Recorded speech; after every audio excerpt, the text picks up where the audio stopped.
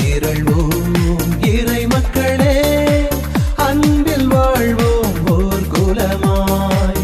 அனைத்தும் படைத்து அழைத்து காக்கும் அன்பு தெய்வம். கடவுளே, உமது கோவிலின் நடுவில் நாங்கள் உமது இரக்கத்தை பெற்றுக்கொண்டோம். கடவுளே, உமது பெயருக்கு ஏற்ப உமது புகழும் உலகின் எல்லை வரை எட்டுவதாக. உமது வலக்கை நீதியால் நிறைந்துள்ளது. தந்தை, மகன், தூய ஆவியாரின் பெயராலே ஆமென். நம் ஆண்டவராக இயேசு கிறிஸ்துவின் அருளும் கடவுளின் அன்பும் தூய ஆவியாரின் நட்புறவும் உங்கள் அனைவரோடும் இருப்பதாக. உம் ஆன்மாவோடும் இருப்பதாக. கிறிஸ்து இயேசுவில் பிரியமான அன்புமிக்க சகோதர சகோதரிகளே, ஆண்டவர் இயேசு கிறிஸ்து தன்னுடைய பணி வாழ்வை இந்த மண்ணுலகிலே வார்த்தைகளின் வழியாகவும் புதுமைகளின் வழியாகவும் நிறைவேற்றி கொண்டிருந்தவர் இன்றைய நற்செய்தி வாசகத்தின் வழியாக தன் அன்பு சீடர்களுக்கு அழைப்பு கொடுக்கிறார். பெயர் சொல்லி அழைத்து அவர்களை பணிக்காக வழி அனுப்பி வைக்கிறார். ஒவ்வொருவரையும் தன்னுடைய அதிகாரத்தை அவர்களுக்கு கொடுத்து, நீங்கள் இறையாட்சி நெருங்கி வந்துவிட்டது என்று மக்களுக்கு பறைசாற்றுங்கள் என்று அவர்களை வழி அனுப்பி வைக்கின்ற செய்தியை இன்று நாம் காணுகின்றோம். அந்த சீடர்களுக்கு மட்டுமல்ல, இன்று இயேசுவின் பெயரால் திருமுழுக்கு பெற்ற உங்களுக்கும் எனக்கும் அதே அழைப்பு கொடுக்கப்பட்டிருக்கிறது. இயேசுனுடைய அழைப்பை ஏற்றுக்கொண்டு உள்ளத்தின் ஆழத்தில் இயேசுனுடைய வார்த்தைகளை ஏற்றுக்கொண்டு அவரோடு நாம் பயணித்தோம் என்றால் சீடர்களைப் போல நாமும் மிகுந்த பலனை தர முடியும் என்ற நம்பிக்கையோடு இந்த திருப்பலியிலே மன்றாடுவோம். திருப்பலி ஒப்பு கொடுக்க நாம் தகுதி பெறும் பொருட்டு நம்முடைய பாவங்களை ஏற்று மனம் வருந்துவோம். இறைவனின் மன்னிப்பை பெறுவோம். எல்லாம் அல்ல இறைவனிடமும் சகோதர சகோதரிகளே, உங்களிடமும் நான் பாவியனை ஏற்றுக்கொள்கின்றேன். ஏனெனில் என் சிந்தனையாலும் சொல்லாலும் செயலாலும் கடமையில் தவறியதாலும் பாவங்கள் பல செய்தேன். என் பாவமே, என் பாவமே, என் பெரும் பாவமே. ஆகையால் எப்போதும் கன்னியான புனித மரியாவையும் வானதூதர் புனிதர் அனைவரையும், சகோதர சகோதரிகளை உங்களையும் நம் இறைவன் ஆகிய ஆண்டவரிடம் எனக்காக வேண்டிக் கொள்ள மன்றாடுகின்றேன். எல்லாம் அல்ல இறைவன் நம் மீது இரக்கம் வைத்து நம் பாவங்களை மன்னித்து நம்மை நிலை வாழ்விற்கு அழைத்து செல்வாராக. ஆமென். ஆண்டவரே இரக்கமாயிரும். ஆண்டவரே இரக்கமாயிரும். கிறிஸ்துவே இரக்கமாயிரும். கிறிஸ்துவே இரக்கமாயிரும். ஆண்டவரே இரக்கமாயிரும். ஆண்டவரே இரக்கமாயிரும். மன்றாடுவோமாக. இறைவா, வீழ்ச்சியுற்ற உலகை உம் திருமகனின் தாழ்ச்சியினால் மீண்டும் நிலைநிறுத்தினீரே. அதனால் பாவத்தின் அடிமை தலையிலிருந்து நீர் விடுவித்த உம் நம்பிக்கையாளர்களுக்கு புனித பேரின்பத்தை தந்து அவர்கள் என்றும் நிலையான மகிழ்ச்சி அடைந்திட செய்வீராக. உம்மோடு தூய ஆவியின் ஒன்றிப்பில் இறைவனாய் என்றென்று வாழ்ந்து ஆட்சி செய்கிற எங்கள் ஆண்டவர் இயேசு கிறிஸ்து வழியாக உம்மை மன்றாடுகின்றோம். ஆமென். ஆண்டவரை தேடும் காலம் நெருங்கி வந்து விட்டது. இறைவாக்கினர் ஓசேயா நூலிலிருந்து வாசகம். பிரிவு 10 உட்பிரிவு 1 முதல் 3 மற்றும் 7 முதல் 8 மற்றும் 12.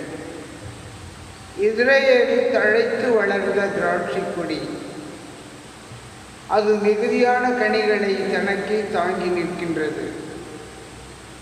எவ்வளவு மிகுதியாக கனிகளை கொடுத்ததோ அவ்வளவு மிகுதியாய் பலிப்பீடங்களை அமைத்தது. எத்தகைய சிறப்புடன் நாடு செழிக்குற்றதோ அதற்கு இணையாய் சிலை தூண்கள் சிறப்பு பெற்றன. இருமனம் கொண்ட மக்களாகிய அவர்கள் தங்கள் குற்றத்திற்காக தண்டனை பெறுவார்கள். ஆண்டவர் அவர்களுடைய பலிப்பீடங்களை தகர்த்திடுவார். அவர்களுடைய சிலை தூண்களை நொறுக்கி விடுவார். அப்போது அவர்கள், நமக்கு அரசன் இல்லை, ஆண்டவருக்கு நாம் அஞ்சி நடக்கவில்லை, அரசன் இருந்தாலும் நமக்கு என்ன செய்வான் என்பார்கள். சமாரியாவின் அரசன் நீர்மேல் குமிழி போல் அமிழ்ந்து போவான். இஸ்ரேலின் பாவமாகிய சிலை வழிபாட்டின் உயர்ந்த இடமெல்லாம் அழிக்கப்படும்.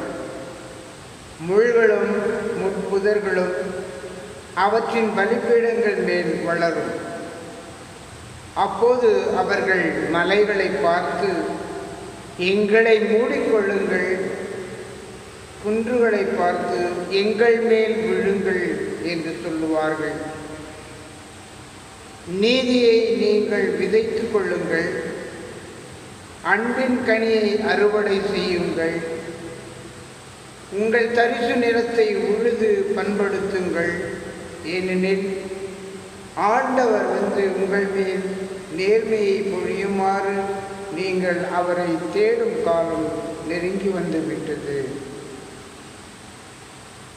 இது ஆண்டவர் வழங்கும் அருள்வாக்கு. இறைவனுக்கு நன்றி. பதிலுரை பாடல் பல்லவி. ஆண்டவரது திருமுகத்தை இடையறாது நாடுங்கள், அவருக்கு பாடல் பாடுங்கள், அவரை புகழ்ந்தேத்துங்கள், அவர்தம் வியத்தகு செயல்கள் அனைத்தையும் எடுத்துரையுங்கள், அவர்தம் திருப்பெயரை மாட்சிமைப்படுத்துங்கள். ஆண்டவரை தேடுவோரின் இதயம் அக்களிப்பதாக. பல்லவி. ஆண்டவரது திருமுகத்தை இடையறாது நாடுங்கள், ஆண்டவரையும் அவரது ஆற்றலையும் தேடுங்கள், அவரது திருமுகத்தை இடையறாது நாடுங்கள், அவர் செய்த வியத்தகு செயல்களை நினைவு கூறுங்கள், அவர் தம் அரும் செயல்களையும் அவரது வாய் மொழிந்த நீதி தீர்ப்புகளையும் நினைவில் கொள்ளுங்கள். பல்லவி. ஆண்டவரது திருமுகத்தை இடையறாது நாடுங்கள், அவரின் ஊழியராம் ஆபிரகாமின் வழிமரவே, அவர் தேர்ந்து கொண்ட யாக்கோபின் பிள்ளைகளே, அவரே நம் கடவுளாகிய ஆண்டவர், அவரின் நீதி தீர்ப்புகள் உலகம் அனைத்திற்கும் உரியன. பல்லவி. ஆண்டவரது திருமுகத்தை இடையறாது நாடுங்கள். அல்லேலூயா, அல்லேலூயா. இறையாட்சி நெருங்கி வந்துவிட்டது, மனம் மாறி நற்செய்தியை நம்புங்கள். அல்லேலூயா. ஆண்டவர் உங்களோடு இருப்பாராக, ஆன்மாவோடும் இருப்பாராக. தூய மத்தியில் எழுதிய பரிசுத்த நற்செய்தியிலிருந்து வாசகம். ஆண்டவரே மாட்சி உமக்கே. இயேசு தம் சீடர் 12 தம்மிடம் வரவழைத்தார். தீய ஆவிகளை ஓட்டவும் நோய் நொடிகளை குணமாக்கவும் அவர்களுக்கு அதிகாரம் அளித்தார். அத்திருத்துதர் 12 பெயர்கள் பின்வருமாறு. முதலாவது பேதுரு என்னும் சீமோன், அடுத்து அவருடைய சகோதரர் அந்திரேயா, செபெதேயுவின் மகன் யாக்கோபு, அவருடைய சகோதரர் யோவான், பிலிப்பு, பர்த்தலேமேயு, தோமா, வரி தண்டினராகிய மத்தேயு, அல்பேயுவின் மகன் யாக்கோபு, ததேயு, தீவிரவாதியார் இருந்த சீமோன், இயேசுவை காட்டி கொடுத்த யூதாஸ் காரியோத்து. இயேசு இந்த 12 அனுப்பிய பொழுது அவர்களுக்கு அறிவுரையாக கூறியது, பிற இனத்தாரின் எப்பகுதிக்கும் செல்ல வேண்டாம், சமாரியாவின் நகர் எதிலும் நுழைய வேண்டாம், மாறாக வழி தவறி போன ஆடுகளான இஸ்ரேல் மக்களிடமே செல்லுங்கள். அப்படி செல்லும் பொழுது விண்ணரசு நெருங்கி வந்துவிட்டது என பறைசாற்றுங்கள் என்றார். இது ஆண்டவர் வழங்கும் அருள்வாக்கு. கிறிஸ்துவே உமக்கு புகழ்.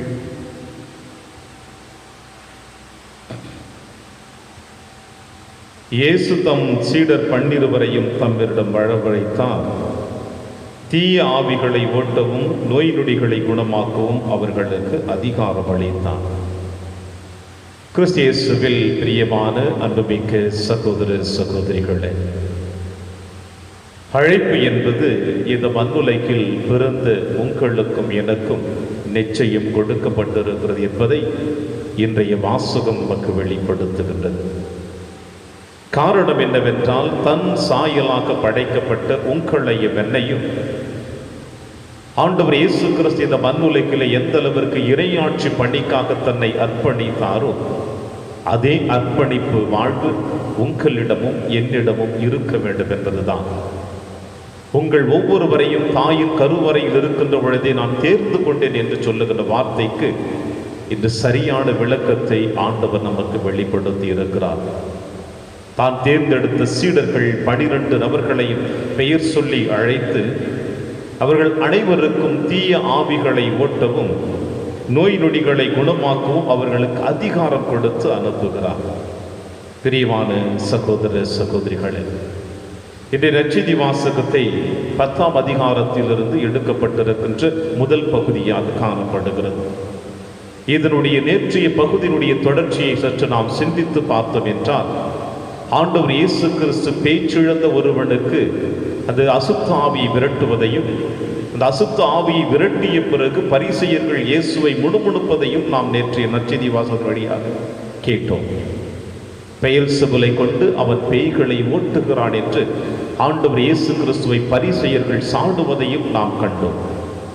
காரணம் என்னவென்றால், இன்றைய நற்செய்தி வாசகத்தை நாம் காணுகின்ற பொழுது நற்செய்தி வாசகத்தினுடைய இறுதி அத்தியாயத்திலே ஆண்டவர் இயேசு கிறிஸ்து அற்புதமாக நமக்கு சொல்லுகிறார். பிற இனத்தாரின் இப்பகுதிக்கும் செல்ல வேண்டாம், சமாரியாவின் நகரத்திலும் நுழைய வேண்டாம், மாறாக தவறி போன ஆடுகளான இஸ்ரேல் மக்களிடமே செல்லுங்கள் என்று. அபிப்பிரியமான சகோதர சகோதரிகளே, முதலில் இந்த சீடர்களை ஏன் இப்படிப்பட்ட பகுதிகளுக்கு செல்ல வேண்டாம் என்று ஆண்டவர் இயேசு கிறிஸ்து அவர்களை கட்டாயப்படுத்துகிறார் என்றால், தேர்ந்தெடுக்கப்பட்ட சீடர்கள் அனைவருமே இஸ்ரேல் குலத்தை சார்ந்தவர்கள்.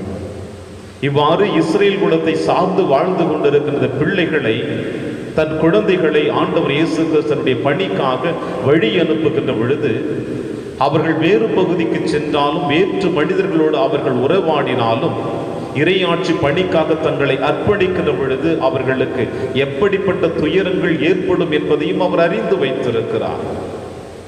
சொந்த ஊரில் இறைவாக்கினருக்கு மதிப்புகள் இல்லை என்று ஆண்டவர் இயேசு கிறிஸ்து அறிந்து வைத்தும், இந்த பரிசேய கூட்டங்களோடு, யூத சமுதாயத்தோடு, இஸ்ரேல் மக்களோடு இவர்களுடைய அனுபவ வாழ்க்கை பெறுவதற்காக அவர்களை அனுப்பி வைக்கிறார். இஸ்ரேல் மக்களிடம் மட்டும் சென்று உங்களுடைய பணி வாழ்வை ஆரம்பியுங்கள் என்று.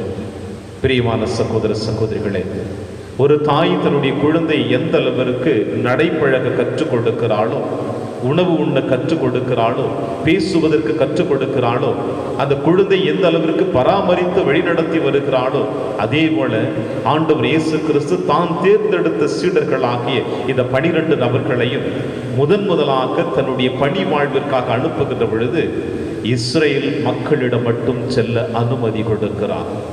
ஏனென்றால் அவர்கள் செல்லுவது முதலாக தன் பணிக்காக. செல்லுகின்ற முதல் பணியில் அவர்கள் தோல்விகளை சந்தித்து விடக்கூடாது, அவமானங்களை சந்தித்து விடக்கூடாது, அவர்கள் யாரும் ஏமாற்றப்படக்கூடாது என்ற ஒரே ஒரு காரணத்திற்காக கூட ஆண்டவர் இயேசு கிறிஸ்து தன் இனத்தை சார்ந்த இஸ்ரேல் மக்களிடம் மட்டும் வழி அனுப்பி வைக்கிறார். இதில் இன்னொரு காரணத்தையும் நாம் காணுகின்றோம். இந்த 12 நபர்களையும் தன் பெயர் சொல்லி அழைக்கின்ற பொழுது இவர்கள் அனைவரும் ஒரு தாய் குழந்தைகள் அல்ல, ஒரே பகுதியை சார்ந்தவர்கள் அல்ல, ஒரே குணநலன்களை பெற்றவர்கள் அல்ல, ஒரே பணி வாழ்வை செய்து கொண்டிருக்கிறவர்கள் அல்ல. ஒவ்வொரும் தனித்தனி குணநலன்களை பெற்றிருக்கிறார்கள்.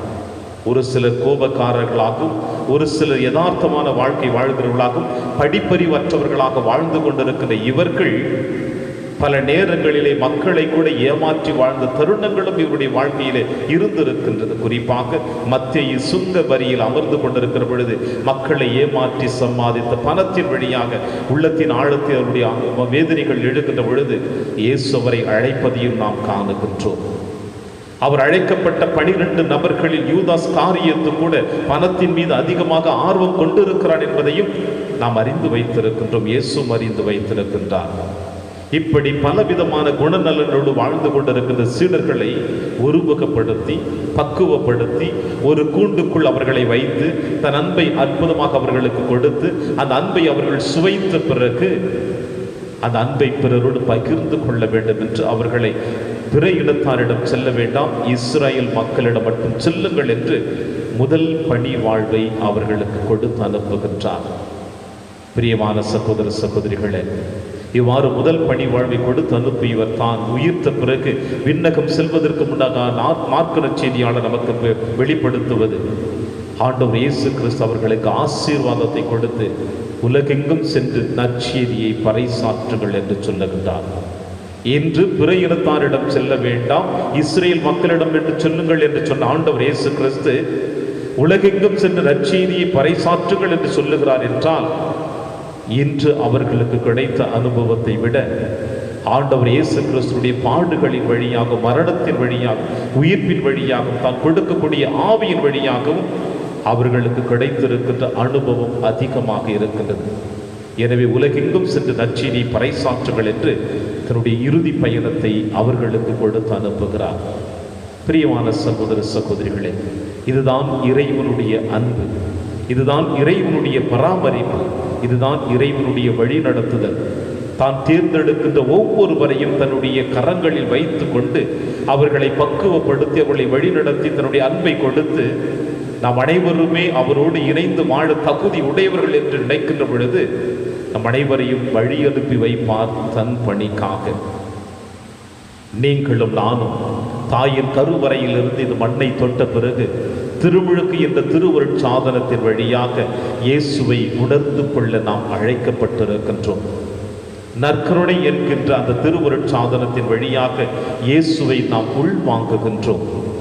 உறுதி பூசல் என்கின்ற திருவருட் சாதனத்தின் வழியாக இயேசுவினுடைய திடத்தையும் பெலத்தையும் ஆவியின் வழியாக பெறுகின்றோம். இவ்வாறு ஒவ்வொரு திருவருட் சாதனங்கள் வழியாக இயேசுவை நீங்களும் நானும் பெற்ற பிறகு இயேசுவின் சாட்சிகளாக, இயேசுவின் அன்பு பிள்ளைகளாக, சீடர்களாக வாழ அழைப்பு கொடுக்கப்பட்டிருக்கிறது. இந்த அழைப்பை எவன் ஒருவன் உணர்ந்து கொள்ளுகின்றானோ அவன் இந்த மன்னகத்திலேயே இயேசுவை முகமுகமாக காணுகின்றான். இந்த அழைப்பில் எவன் ஒருவன் தோல்வியையும் ஏமாற்றத்தையும் கண்டு சந்தித்து கொண்டிருக்கின்றானோ அவன் இன்னும் இயேசுவை சந்திக்க முடியாமல் போராடி கொண்டிருக்கின்றான். போராட்டத்தின் மத்தியில் வாழ்ந்து கொண்டிருக்கின்ற நாம் இயேசுவை பின்தொடர்ந்து செல்வோம், இயேசுவின் வார்த்தைகளை உள்வாங்குவோம், இயேசுவின் கரத்தை பிடிப்போம், இயேசுவின் இறையாட்சி பணியாளர்களாக நம்மை அர்ப்பணிப்போம். அப்பொழுது நம்முடைய வாழ்வு என்றும் ஆண்டவரால் வழிநடத்தப்படும் நம்பிக்கையோடு தொடர்ந்து இந்த திருப்பலியை வென்றாடுவோம். ஆமென்.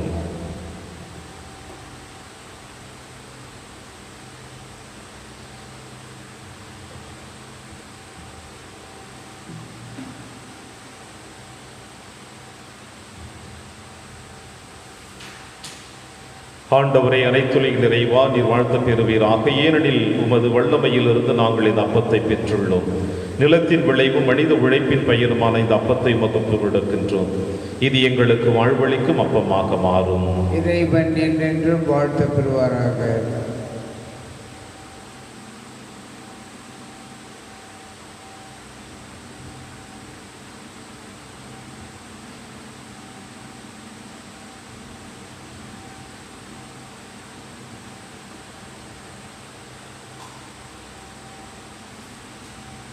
ஆண்டவரை அனைத்துலக இறைவா நீர் வாழ்த்த பெறுவீராக. ஏனெனில் உமது வல்லமையிலிருந்து நாங்கள் ரசத்தை பெற்றுள்ளோம். திராட்சை செடியும் மனித உழைப்பின் பயிருமான இந்த ரசத்தை உமக்கு கொடுக்கின்றோம். இது எங்கள் ஆன்மீக பானமாக மாறும். இறைவன் என்றென்று வாழ்த்தப்படுவாராக.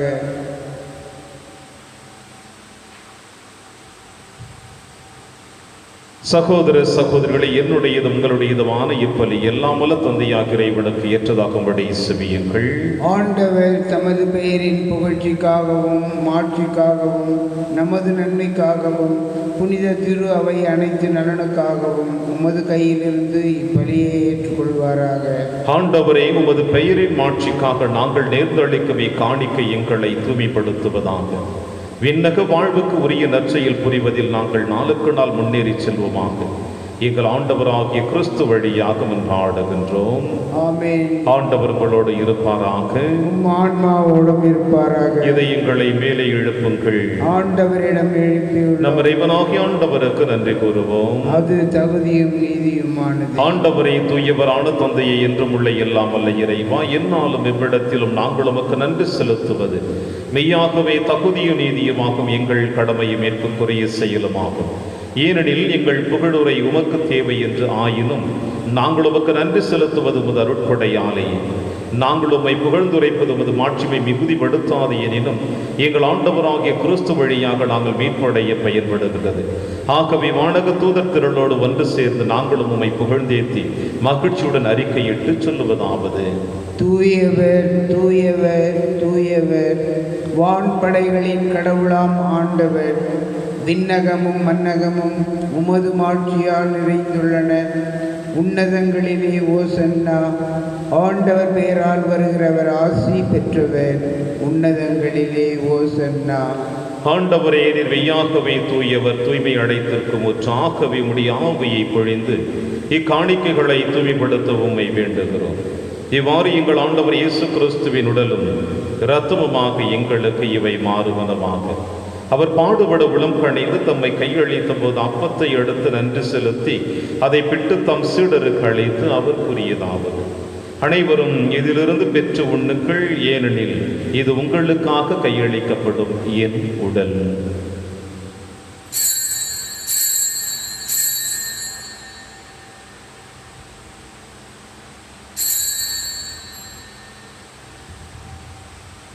அவனமே இரவு விருந்தை அருந்திய பின் கிண்ணத்தையும் எடுத்து மீண்டும் நன்றி கூறி தம் சீடர்களுக்கு அளித்து அவர் கூறியதாவது: அனைவரும் இதிலிருந்து பெற்று பருகுங்கள், ஏனெனில் இது புதிய நிலையான உடன்படிக்கைக்குரிய என் இரத்தத்தின் கிண்ணம்.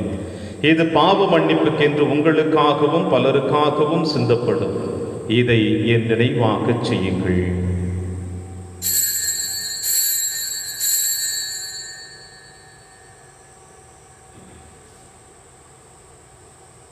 நம்பிக்கையின் மறைபொருள். ஆண்டவரே, நீர் வருமளவும் உமது இறப்பினை அறிக்கையிடுகின்றோம், உமது உயிர்ப்பினையும் எடுத்துரைக்கின்றோம். ஆகவே ஆண்டவரே, நாங்கள் கிறிஸ்துவின் இறப்பினையும் உயிர்ப்பினையும் நினைவு கூர்ந்து வாழ்வுதரும் அப்பத்தையும் மீட்பளிக்கும் கிண்ணத்தையும் உமக்கு கொடுக்கின்றோம். உம் திருமண் நமக்கு ஊழியம் புரிய தகுந்தவர்கள் என எங்களை ஏற்றுக்கொண்டீர். எனவே உமக்கு நன்றி செலுத்துகின்றோம். மேலும் கிறிஸ்துவின் உடலிலும் இரத்தத்திலும் பங்கு கொள்ளும் எங்களை தூய ஆவியார் ஒன்று சேர்க்க வேண்டும் என உம்மை தாழ்மையுடன் மன்றாடுகின்றோம். ஆண்டவரை, உலகெங்கும் பரவி இருக்கும் திரு அவையை நினைவு கூர்ந்திருடும். எங்கள் திருத்தந்தை பிரான்சிஸ், எங்கள் ஆயர் பீட்டர் மச்சாடும் எல்லா திருநிலையினராக அனைவரோடும் திரு அவை அன்பில் நிறைவு பெற செய்திருடும். மேலும் உயிர்த்தெழும் எதிர்நோக்குடன் துயில் கொள்ளும் எங்கள் சகோதர சகோதரிகளையும் இறந்தோர் அனைவரையும் இரக்கத்துடன் நினைவு கூர்ந்து திருமுக வழியில் ஏற்றருளும்.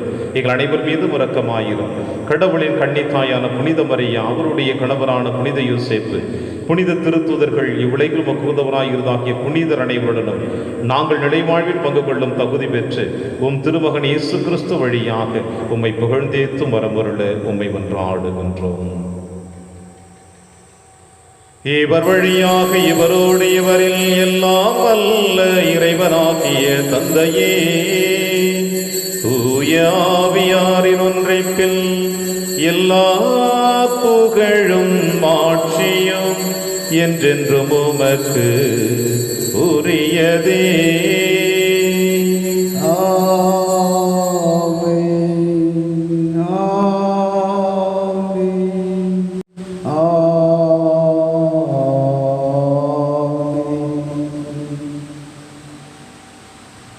மீட்பரின் கட்டளையால் கற்பிக்கப்பட்டு இறை படிப்பினையால் பயிற்சி பெற்ற நம் அனைவரும் துணிந்து சொல்வோம். விண்ணுலகில் இருக்கிற எங்கள் தந்தையே, உமது பெயர் தூயது என போற்ற பெறுக. உமது ஆட்சி வருக. உமது திருவுளம் விண்ணுலகில் நிறைவேறுவது போல மண்ணுலகிலும் நிறைவேறுக. எங்கள் அன்றாட உணவை இன்று எங்களுக்கு தாரும். எங்களுக்கு எதிராக குற்றம் செய்வோரை நாங்கள் மன்னிப்பது போல எங்கள் குற்றங்களை மன்னியும். எங்களை சோதனைக்கு உட்படுத்தாதேயும், தீமையிலிருந்து எங்களை விடுவித்தருளும். ஆண்டவரே, தீமை அனைத்திலுமிருந்து எங்களை விடுவித்து எங்கள் வாழ்நாளில் அமைதியை கனிவுடன் அருளும் என்று ஆடுகிறோம். உமது இரக்கத்தின் உதவியால் நாங்கள் பாவத்திலிருந்து எப்பொழுது விடுதலை பெற்று யாதொரு கலக்கமுமின்றி நலமாய் இருப்போமாக. நாங்கள் எதிர்நோக்கி இருக்கும் பேரின்பத்திற்காகவும் எம் மீட்பராகிய இயேசு கிறிஸ்து வருகைக்காகவும் காத்திருக்கின்றோம். ஏனெனில் ஆட்சியும் வல்லமையும் ஆட்சியும் என்றென்றும் உமதே. ஆண்டவரே இயேசு கிறிஸ்துவே, அமைதியை உங்களுக்கு விட்டுச் செல்கிறேன், என் அமைதியை உங்களுக்கு அளிக்கிறேன் என்று உம் திருத்துதர்களுக்கு வழிந்தீர்கள். எங்கள் பாவங்களை பாராமல் திரு அவையின் நம்பிக்கையை கண்ணோக்கி உமது திருவுளத்திற்கு ஏற்பதற்கு அமைதியை முற்றிலும் அளித்தருள்வீராக. என்றென்று வாழ்ந்து ஆட்சி செய்கின்றவர் நீரே. ஆமென். ஆண்டவருடைய அமைதி உங்கள் அனைவரோடும் என்றும் இருப்பதாக. உம் ஆன்மாவோடும் இருப்பதாக. ஒருவருக்கொருவர் உறவின் வாழ்த்தை அறிவித்து மகிழ்வோம். சமாதானம்.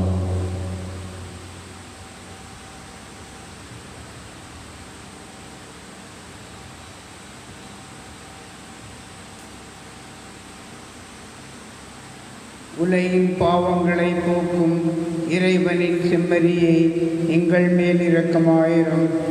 உலகின் பாவங்களை போக்கும் இறைவனின் செம்மறியே, எங்கள் மேல் இரக்கமாயிரும். உலகின் பாவங்களை போக்கும் இறைவனின் செம்மறியே, எங்களுக்கு அமைதியை அளித்தருளும்.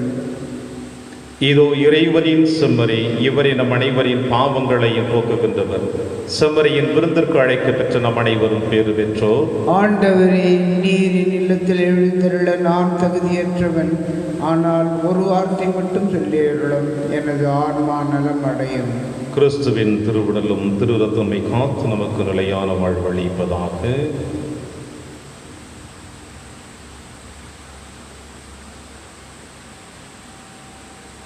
கிறிஸ்துவின் ஆன்மாவே என்னை புனிதமாக்கும். கிறிஸ்துவின் திருவுடலே என்னை மீட்டருளும். கிறிஸ்துவின் திரு இரத்தமே எனக்கு எழுச்சியூட்டும். கிறிஸ்துவின் விழாவின் தண்ணீரே என்னை கழுவிடுமே. கிறிஸ்துவின் பாடுகளே என்னை தேற்றிடுமே.